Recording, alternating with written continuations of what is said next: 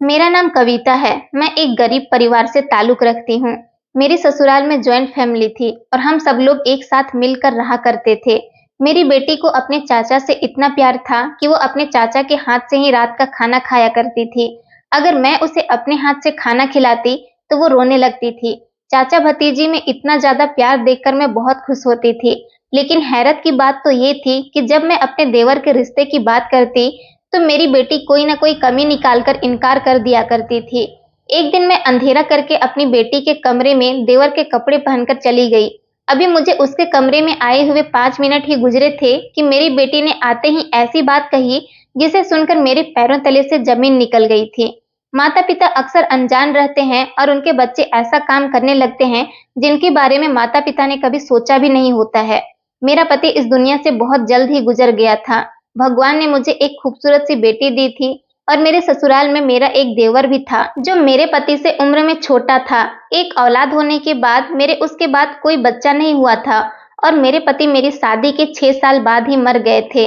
मेरे पति के 2 भाई थे। मेरा देवर नवीन, जिसने हमेशा मुझे अपनी माँ समान समझा था क्योंकि मेरे पति के माता पिता इस दुनिया में नहीं थे। शादी के बाद मैंने अपने देवर की बहुत इज्जत और उसका ख्याल रखा था।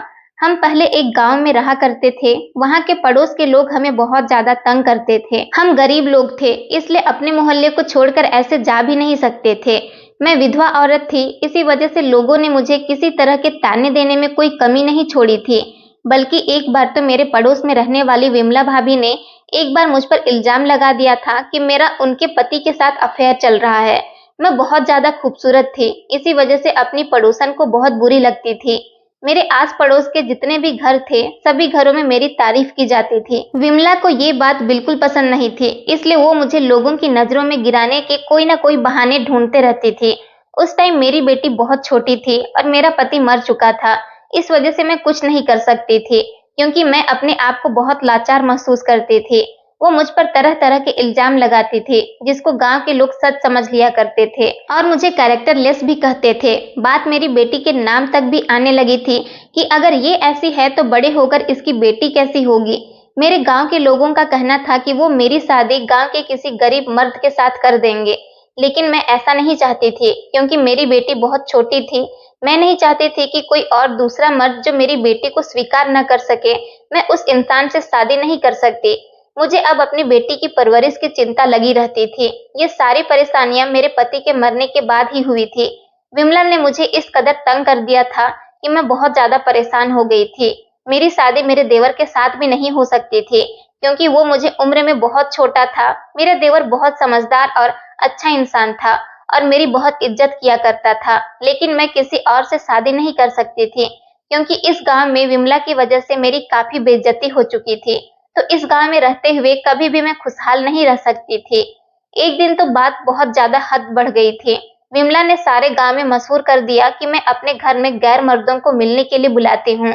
मेरे देवर को जब ये बात पता चली तो वो कहने लगा, भाभी मुझे आप पर पूरा भरोसा है, हम ये घर छोड़कर कहीं चलते हैं, यहाँ पर हम लोगों की ज्यादा ही बदनामी हो गई है और फिर हमें अनन्या का भी तो ख्याल रखना है। वो लड़की है और मैं नहीं चाहता कि कोई हमारी अनन्या को अभी से ही बुरा कहे और उसको बचपन से ही बदनामी मिलती रहे।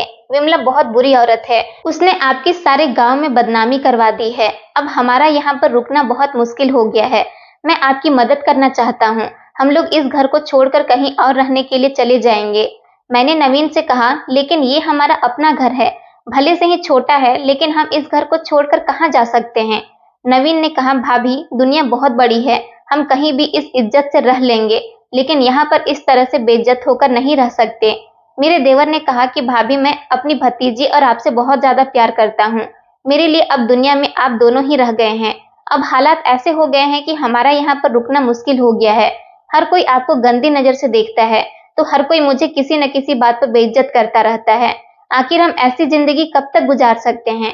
विमला ने सारे गांव में मुझे तो कैरेक्टरलेस साबित कर दिया था। यहाँ तक कि कहा था कि इस घर में रहते हुए मैं अपने कम उम्र के देवर पर भी नजर रखती हूँ और गैर मर्दों के साथ रिश्ता बनाने के चक्कर में मैंने अपने पति को मार दिया है। मैंने अपने पति से लव मैरिज की थी और मेरे पति मुझे शहर से भगाकर अपने इस गांव में लेकर आ गया था। मेरी खूबसूरती और मेरी लव मैरिज ने मुझे बेइज्जती और बदनामी के सिवा कुछ नहीं दिया था।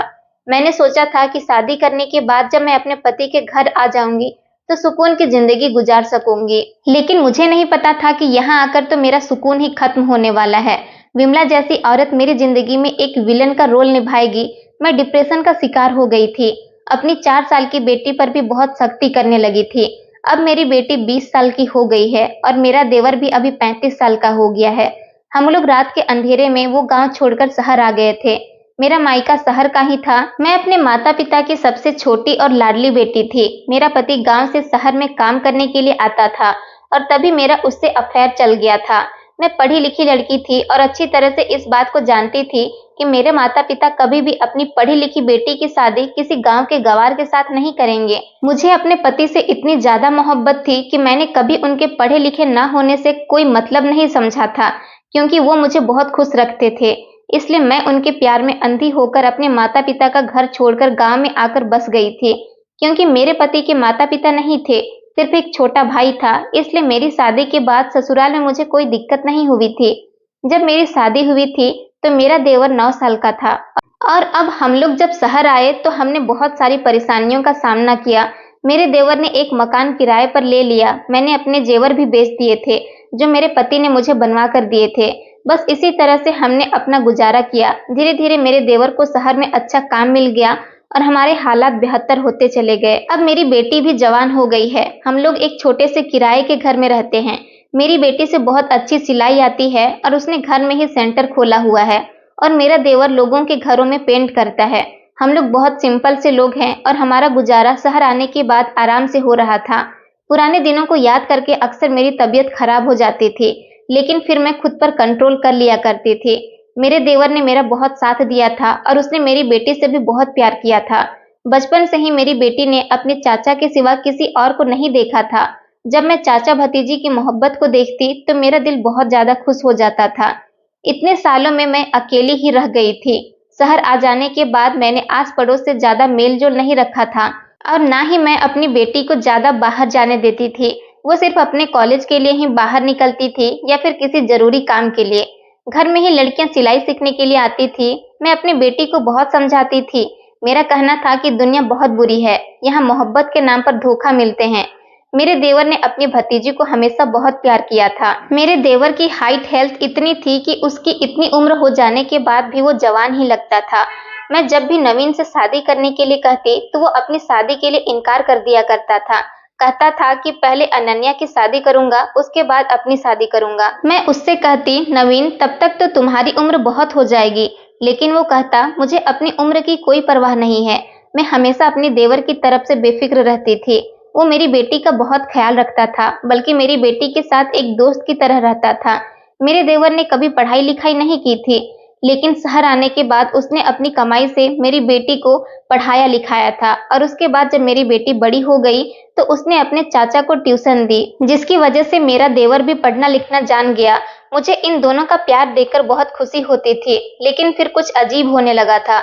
इतना अजीब कि मैं हैरान और परेशान रहने लगी थी। मेरी बेटी मेरे हाथ से खाना खाया करती थी, लेकिन कुछ दिनों से वो जिद कर रही थी कि वो खाना खाएगी तो अपने चाचा के हाथ से ही खाना खाएगी। मैंने अपनी बेटी को समझाया कि तुम्हारे चाचा सो गए हैं, सुबह उनको काम पर भी तो जाना होता है, इसलिए वो जल्दी उठते हैं, तुम खाना खा लो और सो जाओ। लेकिन उसका कहना था कि चाचा को ही बुलाओ, मैं अपने चाचा के हाथ से ही खाना खाऊंगी। मुझे उसकी बात से गुस्सा आ गया। मैंने उससे कहा, ये क्या हरकतें हैं, छोटे बच्चों की तरह जिद लगा रखी है। इतनी ही देर में मेरी कड़क आवाज सुनकर मेरा देवर नवीन भी अनन्या के कमरे में आ गया था। शायद मेरी कड़क आवाज ने उसको जगा दिया था। उसका कहना था कि भाभी आप क्यों शोर कर रही हो। मैंने उसको बताया कि ये जिद कर रही है कि इसको तुम्हारे हाथ से ही खाना खाना है। मेरी ये बात सुनकर नवीन हंसने लगा और कहने लगा, इतनी सी बात है, कोई बात नहीं, अनन्या को अपने हाथों से मैं खाना खिला देता हूँ। अनन्या ने नवीन के हाथ से ही खाना खा लिया और नवीन अनन्या के कमरे में ही लगभग 1 घंटे तक बैठा रहा। रात के 11 बज चुके थे। मैंने कहा, खाना खिलाते खिलाते तुमने पूरा 1 घंटा लगा दिया है। सुबह तुम जल्दी भी तो उठते हो, इस तरह से इतनी रात तक जगोगे तो फिर कैसे सुबह को आंख खुलेगी। तो वो कहने लगा, भाभी हम चाचा भतीजी बातें कर रहे थे, बस बातें करने में ही कुछ टाइम लग गया था। मैंने नवीन से कहा, बातें करने में टाइम खराब मत किया करो, चलो जाकर सो जाओ। मुझे बड़ी हैरानी हो रही थी कि अचानक अनन्या क्या जिद लगा रखी थी कि उसको अपने चाचा के हाथ से ही खाना खाना है। फिलहाल ये बात कई दिनों तक इसी तरह से चलती रही, लेकिन ये एक दिन की बात नहीं थी। अब अनन्या रोज यही करने लगी थी कि अपने चाचा के हाथ से ही खाना खाया करती थी और नवीन उसको खाना खिलाने के बहाने 2 या 3 घंटे से पहले उसके कमरे से बाहर नहीं निकलता था। मुझे लगा कि शायद वो दोनों आपस में टीवी देखते होंगे, जिसमें वो बिजी हो जाते होंगे, लेकिन जब मैंने एक दिन जाकर देखा तो ऐसा कुछ भी नहीं था। कमरे में बस बैठे दोनों बातें ही कर रहे थे। एक दिन तो 2.5 घंटे से ज्यादा हो गया था और मुझे गुस्सा आ गया था कि ये भी कोई टाइम है बातें करने का। आखिर रात के 3 बजे तक कौन इतनी बातें करता है। मैंने जैसे ही दरवाजा बजाने की कोशिश की तो मैं हैरान रह गई थी कि दरवाजा तो अंदर से बंद था। मैंने जोर जोर से दरवाजा पीटना शुरू कर दिया और दरवाजा खुलते खुलते 10 मिनट लग गए थे। मैंने कहा, ये दरवाजा अंदर से बंद क्यों किया था? और फिर मैं इतनी देर से आवाज बजा रही हूँ, क्या दरवाजा खोलने में इतनी देर लगती है? तुम दोनों दरवाजा बंद करके अंदर आखिर क्या कर रहे थे? भला ये भी कोई तरीका है? नवीन ने कहा, भाभी दरवाजा शायद गलती से बंद हो गया होगा। हम लोग टीवी देख रहे थे, इस वजह से हमें आवाज नहीं आ सकी। मैंने कहा, तुम लोग रात के 3 बजे टीवी देख रहे हो, ये भी कोई टाइम है टीवी देखने का? और तो और तुम लोग वीआईपी घर में नहीं रहते हो जहां पर ऑटोमेटिक लॉक लगे हों। ये ऑटोमेटिक दरवाजा नहीं है जहां पर कुंडी खुद ब खुद लग जाएगी। मैंने अपने देवर से कहा, जाओ जाकर अपने कमरे में सो जाओ और आइंदा दोनों ऐसी हरकत ना करना। मैं अपनी बेटी को भी डांट लगाई थी। मेरी बेटी की पढ़ाई पूरी होने वाली थी, अब उसकी शादी की उम्र हो चुकी थी। मैं नहीं चाहती थी कि अब वो किसी गलत काम में पड़ जाए और इसलिए मैं जल्द से जल्द उसकी शादी करना चाहती थी, जबकि मेरी शादी कम उम्र में ही हो गई थी। मैंने एक रिश्ते वाले से कहा हुआ था, वो मेरी बेटी के लिए अच्छा सा रिश्ता लेकर आई थी और लड़के की माँ को भी साथ लेकर आई थी। लड़के की माँ ने मेरी बेटी को देखा और 2-3 सवाल किया। इसके बाद मैंने अपनी बेटी को कमरे में भेज दिया। मेरा देवर काम पर गया हुआ था, लेकिन न जाने वो काम छोड़कर कैसे घर वापस आ गया था और उसने घर आते ही लड़के वालों से बदतमीजी शुरू कर दी। लोगों से कहने लगा कि ये लड़की ठीक नहीं है और ना ही इसने आपके लिए नाश्ता बनाया है। ये नाश्ता सब मार्केट से आया हुआ है, उससे तो कुछ भी नहीं आता और वो लड़की बिल्कुल जाहिल है। और कहने लगा कि ये लड़की हर किसी से लड़ाई झगड़ा करती रहती है। अभी कुछ दिनों पहले अपने कॉलेज में अपने टीचर का सर फोड़कर आ गई है। आप यकीन नहीं करोगी भाभी जी, हमारे घर में तो पुलिस भी आ चुकी है। जैसे तैसे हमने इस केस को रफा दफा किया था। वो औरत बड़ी हैरानी से मेरे देवर की तरफ देख रही थी और बार बार मुझे भी देख रही थी। मैं बहुत परेशान हो गई थी और ये सोच रही थी कि नवीन ये क्या तमाशा बना रहा है और बोलता ही चला जा रहा है, जबकि इस बात में कोई भी सच्चाई नहीं था। वो भी जानता था कि वो झूठ बोल रहा है। न जाने क्यों वो लड़के वालों से झूठ बोल रहा था। मेरी बेटी ने कभी किसी भी टीचर का सर नहीं फोड़ा था, यहाँ तक कि उसने तो कभी स्कूल में किसी से बदतमीजी तक नहीं की थी। मुझे नवीन से ऐसी उम्मीद बिल्कुल भी नहीं थी। न जाने इस लड़के को क्या हो गया था। मैं ये देखकर खुद हैरान हो गई थी कि कहीं ये नशा करके तो नहीं आया है। तभी लड़के की माँ कहने लगी, ऐसी बदतमीज लड़की से हमें रिश्ता नहीं करना है। और वो बहुत सारी बुरी भली बातें सुनाकर हमारे घर से चली गई थी। जैसे ही वो लोग चले गए थे, उनके जाने के बाद मैंने नवीन से सवाल किया कि तुमने ये सब कुछ क्यों किया? तो नवीन कहने लगा, भाभी आपने इन लोगों की शक्ल देखी थी, ये लोग कहीं से भी ढंग के नहीं लग रहे थे। मैं अपनी इकलौती भतीजी की शादी इन लोगों के साथ नहीं करूंगा। मुझे लड़का बिल्कुल भी पसंद नहीं है। आपने देखा हमारी अनन्या कितनी खूबसूरत है और कितनी कम उम्र की है, जबकि इनका लड़का तो कितना उम्र दराज का लग रहा था। मुझे ये लड़का बिल्कुल भी पसंद नहीं आया था, इसलिए मैंने ऐसा कहा। मैंने नवीन से कहा, पागल लड़के, तुम एक बार मुझसे भी तो पूछ सकते थे। तुम्हें इतना तमाशा लगाने की क्या जरूरत थी? तुमने उन लोगों को बुरा नहीं कहा, बल्कि उन लोगों के सामने अपनी ही भतीजी की इंसल्ट कर दी। अब देखो ये लोग कहीं और जाकर हमारी बेटी के बारे में ऐसी ऐसी बातें करेंगे तो फिर हमारे घर पर रिश्ते भी नहीं आएंगे। नवीन कहने लगा, ऐसा कुछ नहीं होगा भाभी, जैसा आप सोच रही हैं। मैंने ऐसा इसलिए किया कि ऐसे घटिया लोग हमारे घर पर दोबारा रिश्ता लेकर ना आ सके। और आप तो उन लोगों पर इतना फिदा हो रही थी सिर्फ उनके घर और जायदाद देखकर। ये तो देखो कि हमारी अनन्या कितनी खूबसूरत और प्यारी है, और उस लड़के की शक्ल से ही लग रहा था कि वो ठरकी है। और उसकी माँ को देखा आपने, कितनी चालाक औरत लग रही थी। मैं अपनी अनन्या को किसी ऐसे लड़के के हवाले नहीं कर सकता। मुझे नवीन की इस हरकत पर बहुत गुस्सा आ रहा था, लेकिन अब जो हो चुका था हो गया था। उन लोगों से दोबारा बात करने का कोई फायदा नहीं था। अगर मैं कहती कि मेरा देवर मजाक कर रहा था, तब भी वो लोग मेरी बात को नहीं मानते। शाम के टाइम पर नवीन और अनन्या आंगन में बैठे हुए समोसा खा रहे थे और खूब खुल खुल कर हंसी मजाक कर रहे थे। जबकि मेरा मूड बहुत खराब था। न जाने उनको किस बात की खुशी थी। एक दिन मैं अपनी बेटी के कमरे की सफाई कर रही थी और वो कॉलेज एग्जाम देने के लिए गई हुई थी, तो उसका मोबाइल घर पर ही रह गया था। मैं उसके कमरे में ही मौजूद सफाई कर रही थी, तभी अचानक अनन्या के मोबाइल पर किसी का फोन आने लगा। मैंने जब कॉल रिसीव की तो अनन्या के कॉलेज की एक फ्रेंड बोल रही थी। वो कहने लगी, आंटी इतने दिनों से अनन्या की तबीयत कैसी है अब? अनन्या ने कॉलेज में एप्लीकेशन लगाई हुई है और बताया था कि उसकी तबीयत ठीक नहीं है, इसलिए उसे 2 दिन की छुट्टी चाहिए। मैंने उसको बताया कि बेटा अनन्या तो कॉलेज गई हुई है, उसमें कोई एप्लीकेशन नहीं दी है, बल्कि उसकी तबीयत भी बिल्कुल ठीक है। उसने कहा, नहीं आंटी, उस एप्लीकेशन पर तो आपके भी साइन थे। अनन्या ने तो मुझे बताया था कि कॉलेज में एग्जाम चल रहे हैं और वो एग्जाम देने के लिए ही कॉलेज गई हुई है, लेकिन उसकी सहेली ने बताया कि नहीं आंटी, कॉलेज में एग्जाम नहीं चल रहे, बल्कि काफी दिनों से अनन्या कॉलेज ही नहीं आ रही है। मैं बहुत परेशान हो गई थी कि न जाने मेरी बेटी ये क्या कर रही थी। घर से तो अनन्या कॉलेज का ही कहकर निकलती थी, फिर वो कॉलेज क्यों नहीं जा रही थी? मैंने उसकी सहेली से बोल दिया था कि तुम उसको मत बताना कि तुम्हारी और मेरी बात हो गई है, और कॉल काट करके मैंने अनन्या का मोबाइल वहीं पर उसके कमरे में ही रख दिया था। शाम को मैंने नवीन और अनन्या को बुलाया। कमरे का माहौल बिल्कुल अदालत जैसा बना हुआ था। मैंने अनन्या को उसकी दोस्त की कॉल के बारे में खुद ही बता दिया और सब पूछा कि ये सब क्या है और तुम कॉलेज के बहाने कहाँ जाती हो? तुम्हारी सहेली बता रही थी कि तुम लगभग 5 दिनों से कॉलेज नहीं जा रही हो और तुमने एप्लीकेशन भी दी हुई है जिस पर तुमने मेरे फर्जी साइन कर दिए हैं। हिम्मत कैसी हुई तुम्हारी झूठ बोलने की और मेरे नाम से सिग्नेचर करने की? तुम ये सब कुछ क्या कर रही हो? नवीन और अनन्या दोनों ही सिर झुकाकर खड़े हुए थे, क्योंकि उनको पता था कि उनकी चोरी पकड़ी गई थी, इसलिए उनके पास बोलने के लिए कुछ भी नहीं था। मुझे बहुत गुस्सा आ गया और मैंने कहा, जो कुछ भी तुमने किया है सच सच बताओ, नहीं तो मैं तुम दोनों को ठीक करके रख दूंगी। मैं अच्छी तरह से जानती थी कि मेरे देवर नवीन ने अनन्या का साथ जरूर दिया होगा। मैंने अपनी बेटी से कहा कि मैं तुम्हें पैसे देना बंद कर दूंगी, फिर देखूंगी तुम अपना खर्चा कैसे करोगी। तभी अचानक अनन्या कहने लगी, माँ मैं कुछ दिनों के लिए छुट्टी ले ली थी और मैं अपने दोस्तों के साथ मूवी देखने के लिए जाया करती थी। चाचा की परमिशन लेने के बाद और हम सब लड़कियां आपस में मिलकर पार्क भी घूमने जाते थे। मैंने कहा कि तुम्हें संडे का दिन घूमने के लिए और मूवी देखने के लिए नहीं मिलता क्या? नवीन ने कहा, भाभी मेरा दिल कर रहा था मूवी देखने जाने के लिए, इसलिए मैंने ही कहा था अनन्या को कॉलेज की छुट्टी करने को और आपसे झूठ बोलने को। मैंने कहा, नवीन आखिर तुम लोग क्या कर रहे हो? वो कहने लगा, भाभी मुझे माफ कर दो, मैं आपसे माफी मांगता हूँ और अनन्या को भी माफ कर दो, इसमें इसकी कोई गलती नहीं है, बस मेरा दिल कर रहा था इसलिए मैंने अनन्या से कॉलेज की छुट्टी लेने के लिए कहा था और हम लोग एक दिन मूवी देखने गए तो एक दिन पार्क चले गए थे। इन दोनों का बिहेवियर मुझे बिल्कुल भी समझ नहीं आ रहा था। न जाने ये लोग क्या कर रहे थे। घर में भी मेरा देवर और मेरी बेटी यही अजीब अजीब तरह की हरकतें घर में भी किया करते थे। मैं अब इन दोनों पर कड़ी नजर रखने लगी थी। ये दोनों घर में खूब हंसी मजाक करने लगे थे, तो कभी आपस में 2-2 घंटे आपस में बैठकर बातें करते रहते थे। चाचा भतीजे में कुछ ज्यादा ही मोहब्बत हो गई थी। इन दोनों को एक दूसरे के अलावा कोई और दिखाई ही नहीं दे रहा था।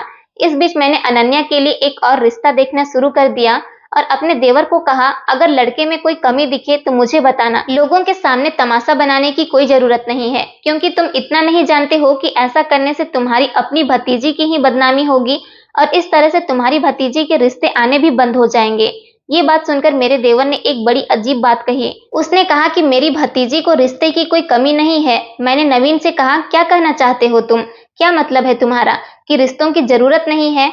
मेरा देवर कहने लगा, भाभी बस मेरे मुंह से निकल गया, ऐसी भी कोई बात नहीं है। मैं तो अपने देवर और अपनी बेटी से बहुत ज्यादा परेशान हो गई थी। पता नहीं ये क्या करते रहते थे और अपने दिमाग में क्या सोचते हैं। ये मेरी वजह से हुआ था कि मैंने अपने देवर और अपनी बेटी को कुछ ज्यादा ही छूट दी हुई थी। इस बार मैंने अपनी बेटी के लिए जो रिश्ता ढूंढा था उसमें से कोई गलती निकाल ही नहीं सकता था। लड़का बहुत कम उम्र का था, देखने में भी हैंडसम था, उसकी फैमिली भी बहुत अच्छी थी और अमीर परिवार से ताल्लुक रखता था। उसके माता पिता बैंक में नौकरी करते थे। लड़का खूबसूरत और गोरा चिट्टा था और मेरी बेटी से उम्र में ज्यादा बड़ा भी नहीं था, बल्कि उसकी उम्र के बराबर का ही होगा। और लड़के वालों को मेरी बेटी पसंद भी आ गई थी, क्योंकि मेरी बेटी अनन्या बहुत ज्यादा खूबसूरत थी। मैंने जब अपने देवर की तरफ देखा कि अब वो कोई गलती निकाल ही नहीं सकता, नवीन चेहरे से बहुत ज्यादा परेशान लग रहा था। लड़के वालों ने कहा कि हमें आपकी बेटी बहुत पसंद आ गई है और हम जल्द से जल्द मंगनी की रस्म करना चाहते हैं और जल्द से जल्द शादी करके आपकी बेटी को अपने घर लेकर जाना चाहते हैं। मुझे ये बात सुनकर बहुत खुशी हुई थी और मुझे उनकी ये बात बहुत अच्छी लगी थी। उन्होंने कहा, अब हम आपके घर आ गए हैं, एक बार आप हमारे घर आकर सारी इन्फॉर्मेशन ले लो, उसके बाद सारी बात बैठकर कर ली जाएगी और शादी की डेट भी फिक्स कर ली जाएगी। मुझे एक बात बहुत पसंद आई थी, उन्होंने हमें अपने घर आने के लिए फौरन ही इनवाइट कर दिया था। मैंने भी कह दिया था कि हम 2 दिन बाद आप लोगों के घर आ जाएंगे। जब वो लोग हमारे घर से चले गए तो मेरा देवर कहने लगा, हम यहाँ पर रिश्ता नहीं करेंगे। मैंने नवीन की तरफ हैरान होकर देखा, जैसे कि वो मेरी बेटी की शादी होने ही नहीं देना चाहता था। मैंने कहा, क्यों नहीं करेंगे, क्या खराबी है इस रिश्ते में? मैंने कहा, ऐसे रिश्ते तो नसीब वालों को मिलते हैं। इतना पढ़ा लिखा रिश्ता है कि मैं तो यहाँ अपनी बेटी की शादी करने के लिए तैयार हो गई हूँ और शुक्र करो जो तुम्हारी भतीजी के भाग्य जाग चुके हैं। मैं तो अपनी बेटी की शादी इसी परिवार में करूंगी और वो भी जल्द से जल्द करके रहूंगी। कहीं ऐसा ना हो कि ये रिश्ता हमारे हाथ से निकल जाए। वो लोग बहुत अमीर और पढ़े लिखे लोग हैं, साथ ही अपने घर की बहू बेटियों पर कोई बाउंडेशन भी नहीं लगाते। मुझे उन लोगों की ये बात बहुत अच्छी लगी थी कि उनका कहना था कि 2 दिन बाद ही आप अपनी बेटी को भी अपने साथ लेकर हमारे घर पर आ जाओ। दोनों बच्चे आपस में बैठकर बातें कर लेंगे, क्योंकि उन दोनों को साथ अपनी जिंदगी गुजारनी है, इसलिए उनका बात करना बहुत जरूरी है। मुझे उनका ये बिहेवियर बहुत ज्यादा पसंद आया था, क्योंकि ऐसे लोग बहुत कम होते हैं जो लड़का लड़की को शादी से पहले बात करने की परमिशन देते हैं। मैंने तो अपने देवर से और अपनी बेटी से दोनों से ही कह दिया था कि शादी तो वहीं पर ही होगी। दोनों मेरी इस बात पर खामोश ही हो गए थे। मैंने उनकी इस खामोशी को हाँ समझ लिया था, क्योंकि खामोशी का मतलब यही होता है। मैं लड़के वालों के घर जाने की तैयारी करने लगी थी। मैंने अनन्या के लिए भी एक अच्छा सा सूट खरीद लिया था और अपनी भी खूब अच्छे से तैयारी कर ली थी। लेकिन जब 2 दिन बाद हमें उनके घर जाने के लिए निकलना था तो घर में ना तो नवीन मौजूद था, ना ही अनन्या। दोनों ही घर से ये कहकर निकले थे कि दोनों लड़के वालों की फैमिली के लिए गिफ्ट लेने जा रहे हैं, क्योंकि खाली हाथ जाना अच्छा नहीं लग रहा था। लेकिन उन दोनों को मार्केट गए हुए 2-3 घंटे बीत चुके थे, अभी तक वो घर वापस नहीं आए थे। उन लोगों ने हमें दोपहर के खाने पर बुलाया था और दोपहर के 3 बज चुके थे और खाने का टाइम निकला जा रहा था। अगर हम देर से जाते तो वो लोग क्या समझते, ये हमारी इज्जत और बेइज्जती का मामला था। मैंने नवीन को फोन मिलाया और वो फोन रिसीव ही नहीं कर रहा था, और जब थोड़ी देर बाद फोन रिसीव करता तो कह देता कि हम लोग आ रहे हैं, बस रास्ते में ही ट्रैफिक लग रहा है, इसी वजह से देर हो रही है। लेकिन थोड़ी देर के बाद मेरे देवर ने अपना मोबाइल नंबर स्विच ऑफ कर दिया था और मेरी बेटी का नंबर भी स्विच ऑफ जा रहा था। मैं बार बार दोनों का नंबर ट्राई कर रही थी और बहुत ज्यादा परेशान हो गई थी। दोनों का ही नंबर स्विच ऑफ जा रहा था। शाम के 4 बज चुके थे और अभी तक मेरे देवर और बेटी का पता ही नहीं था। लड़के वाले बार बार कॉल कर रहे थे कि आप लोग आ रहे हैं या नहीं। मैं उनको कोई ना कोई बहाना बनाकर कह देती कि बस थोड़ी देर में आ रहे हैं। मुझे उन लोगों के सामने बहुत शर्मिंदा होना पड़ रहा था। मैंने सोचा भी था कि मैं खुद चली जाऊंगी, लेकिन अगर वो लोग मुझसे पूछते कि आपकी बेटी और देवर कहाँ हैं और साथ क्यों नहीं आए, तो मैं क्या जवाब देती। अब शाम के 6 बज चुके थे और मैंने भी अपना फोन स्विच ऑफ कर दिया था, क्योंकि मुझ में उनके सवालों के जवाब देने की हिम्मत नहीं थी। जब रात के 8 बज गए तो दोनों चाचा भतीजी हंसते हुए घर में दाखिल हो रहे थे। मुझे दरवाजे पर खड़ा हुआ देखकर उनके चेहरे की मुस्कुराहट गायब हो गई थी। मैंने कहा, तुम दोनों को गए हुए पूरे 8 घंटे हो गए हैं, आखिर तुम लोग अब तक गिफ्ट्स ले रहे हो? मेरा देवर कुछ बोलने ही वाला था कि मैंने अपने देवर के मुंह पर थप्पड़ मार दिया और कहा कि ये क्या बदतमीजी लगाई हुई है, कहाँ थे तुम दोनों अभी तक? पहली बार मैंने अपने देवर पर हाथ उठाया था, क्योंकि वही मेरी बेटी को मार्केट लेकर गया था। मैंने कहा कि तुम लोग जानते हो कि तुम लोगों ने मुझे कितना शर्मिंदा करवाया है। मेरी बेटी तो खामोश खड़ी हुई थी, लेकिन नवीन कहने लगा, भाभी आप मेरी बात कान खोलकर सुन लीजिए, मुझे उस घर में अपनी भतीजी का रिश्ता नहीं करना है। मैंने कहा, क्या मुसीबत है? सब कुछ तो ठीक है, घर परिवार, लड़का, उसके माता पिता, उसकी नौकरी, तो अब तुम्हें क्या परेशानी है? अब किस बात की कमी निकालोगे? इस पर नवीन ने कहा, ये लड़का कितना ही अच्छा बन जाए, लेकिन मुझे अपनी भतीजी की शादी इस लड़के के साथ नहीं करनी है। अनन्या की मुझे किसी के साथ भी शादी नहीं करनी है। और ये कहकर वो दोनों घर के अंदर चले गए और अपने अपने कमरे में जाकर बंद हो गए। मेरे देवर ने कभी भी मुझसे ऊंची आवाज में बात नहीं की थी और कभी वो मेरी मर्जी के खिलाफ नहीं गया था। फिर आज इसको क्या हो गया था? मैं सारी रात जागती रही और परेशान थी। मैंने ये भी देखा था कि नवीन मेरी बेटी के कमरे में ही सारी रात बैठा था। न जाने ये लोग आपस में क्या खिचड़ी बना रहे थे। एक दिन मैंने अनन्या से कहा कि तुम मेरे कमरे में जाकर सो जाओ, मुझे आज तुम्हारे कमरे की सफाई करनी है। अनन्या मेरे कमरे में जाकर सो गई थी। मैंने अनन्या जैसा सूट पहन लिया था और उसके कमरे में जाकर बेड पर लेट गई थी। ऐसे बिहेव कर रही थी जैसे मैं गहरी नींद में सो रही हूँ। मेरे जाने के लगभग 1 घंटा बाद नवीन भी अनन्या के कमरे में आ गया था और उसने अंधेरे में मेरे करीब आकर कहा, क्या हुआ, आज इतनी जल्दी सो गई हो? आज तो बहुत सारा काम करना है। मैं ऐसे एक्टिंग कर रही थी जैसे मैं जाग गई हूँ, लेकिन मैंने अपना चेहरा ढका हुआ था और कमरे में अंधेरा भी था, जिस वजह से मेरा देवर मुझे पहचान नहीं सका था। मेरा देवर कहने लगा, अभी सिर्फ 24 घंटे ही बाकी हैं, फिर हमें किसी से भी डरने की या छुपाने की कोई जरूरत नहीं है। हम जो करेंगे खुल्लम खुल्ला करेंगे और भाभी भी हमें नहीं रोक पाएगी।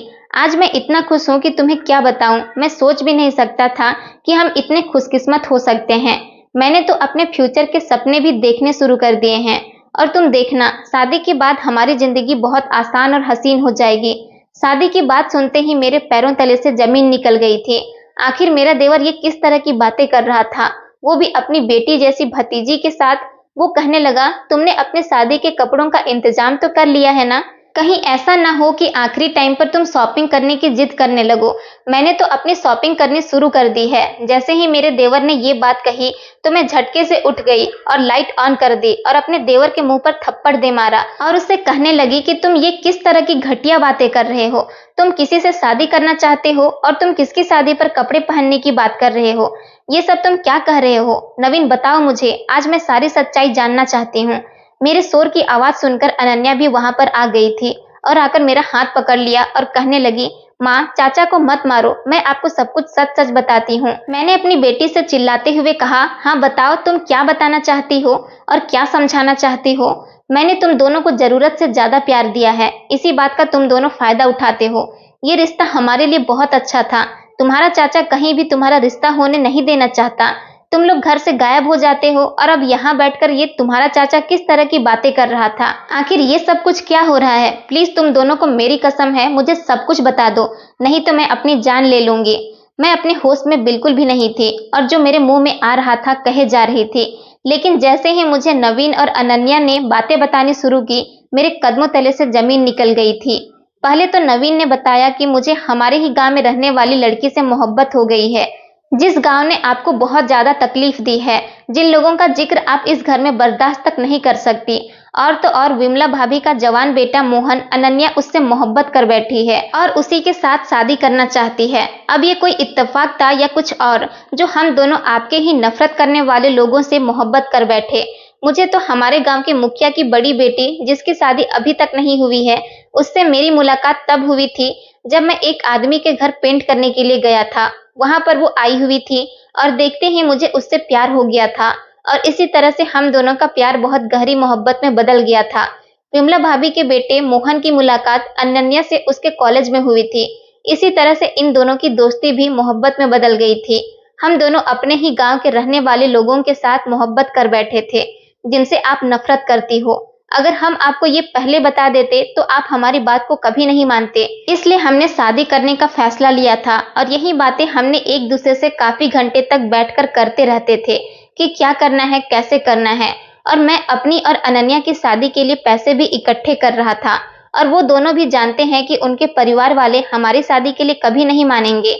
इसलिए हम चारों ने घर से भागकर शादी करने का फैसला लिया है कि हम कोर्ट मैरिज कर लेंगे और फिर धीरे धीरे आप सबको ये बात पता चल जाएगी, तो फिर आप लोग हमें माफ कर दोगे। भाभी, हम अपनी मोहब्बत के आगे मजबूर हो गए थे। हम आपको तकलीफ नहीं पहुंचाना चाहते थे।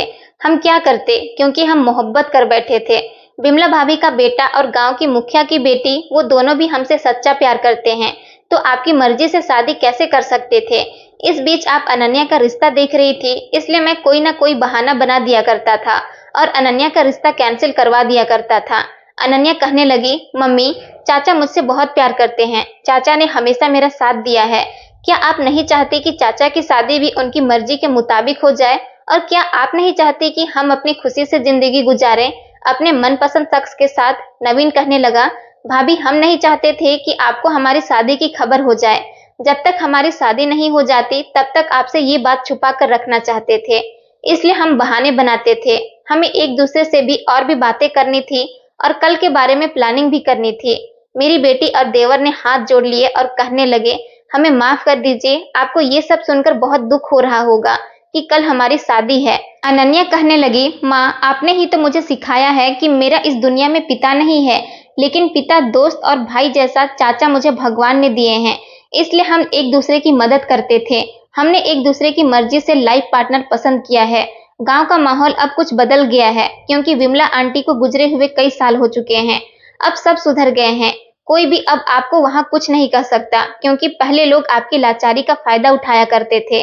अब तो हमारे हालात पहले से बहुत बेहतर हो गए हैं, इसलिए किसी की मजाल नहीं कि कोई मेरी माँ पर उंगली भी उठा सके। आपकी बेटी इतनी हिम्मत वाली हो गई है कि वो अपनी फैमिली के किसी भी मेंबर के साथ बदतमीजी करने वाले के हाथ पैर अच्छे से तोड़ सकती है। नवीन कहने लगा, हाँ भाभी, अनन्या बिल्कुल ठीक कह रही है। विमला भाभी का बेटे मोहन बहुत अच्छा और पढ़ा लिखा लड़का है। वो यहीं अपने शहर में ही नौकरी करता है, अच्छा कमाता है, अच्छा खाता है। मोहन के माता पिता दोनों ही इस दुनिया से जा चुके हैं। अब हमारी अनन्या को वहां किसी चीज की कोई कमी नहीं होगी। उसका घर भी अब पहले जितना छोटा नहीं रहा। उसने अपनी कमाई से घर को बड़ा कर लिया है। और मुखिया की बेटी की उम्र मेरे जितने ही हो गई है। मुखिया जी के मरने के बाद उसकी सौतेली माँ ने आज तक उसकी शादी नहीं की, इसलिए मैं उससे शादी करना चाहता हूँ। वो मुझसे बहुत प्यार करती है। मैं उसे अपने घर की इज्जत बना लूंगा और मुझे पता है आप उसे बहुत खुश रखेंगी। वो दोनों बोलते जा रहे थे और रोते जा रहे थे। ये बात तो सच थी कि ये लोग अगर मुझे सच बताते तो मैं कभी भी हाँ नहीं करती और उस गांव से कभी उनको नाता जोड़ने नहीं देती। लेकिन शायद सही कहते हैं, आप जो नहीं चाहते हैं वही आपके साथ हो जाता है। मैं उस गांव से बहुत दूर आ गई थी, लेकिन उसी गांव से दोबारा नाता जुड़ गया था। इनको प्यार हुआ था तो उसी गांव में रहने वाले लोगों से। मैं एक तरफ को अपना सर पकड़कर बैठ गई थी। मुझे समझ नहीं आ रहा था कि मैं क्या फैसला करूं। वो दोनों मेरे कदमों में आकर बैठ गए थे और उन्होंने मेरे पैर पकड़ लिए थे और कहने लगे, प्लीज मान जाओ, हमारी खुशी में शामिल हो जाओ। हम उन दोनों के बिना खुश नहीं रह पाएंगे। अगर आप चाहती हो कि हम आपकी मर्जी के मुताबिक शादी कर ले, तो हम जहां आप कहोगी वहीं शादी कर लेंगे, लेकिन हम खुश नहीं रहेंगे। मैंने उन दोनों के सर पर हाथ रखा और कहा कि तुम्हें क्या लगता है कि मुझे तुम लोगों की खुशी की कोई परवाह नहीं है? तुम लोगों के खातिर ही तो मैं उस गांव से निकलकर यहाँ पर आ गई थी और तुम दोनों की वजह से ही मैंने दूसरी शादी भी नहीं की थी। मैंने अपनी सारी जिंदगी तुम लोगों के हवाले कर दी थी। क्या अब मैं तुम दोनों के लिए इतनी सी भी कुर्बानी नहीं दे सकती? ठीक है, गांव जाकर मोहन से बात करना चाहती हूँ और उस लड़की के घर पर रिश्ता लेकर जाना चाहती हूँ जिससे नवीन शादी करना चाहता है। शादी अब कोर्ट मैरिज के तरीके से नहीं बल्कि इज्जत के साथ होगी। तुम दोनों की शादी मैं ही कराऊंगी। तुम्हें कोर्ट मैरिज करने की कोई जरूरत नहीं है। वो दोनों रोते हुए मेरे गले लग गए थे। मैंने उन दोनों को बहुत ज्यादा प्यार किया था।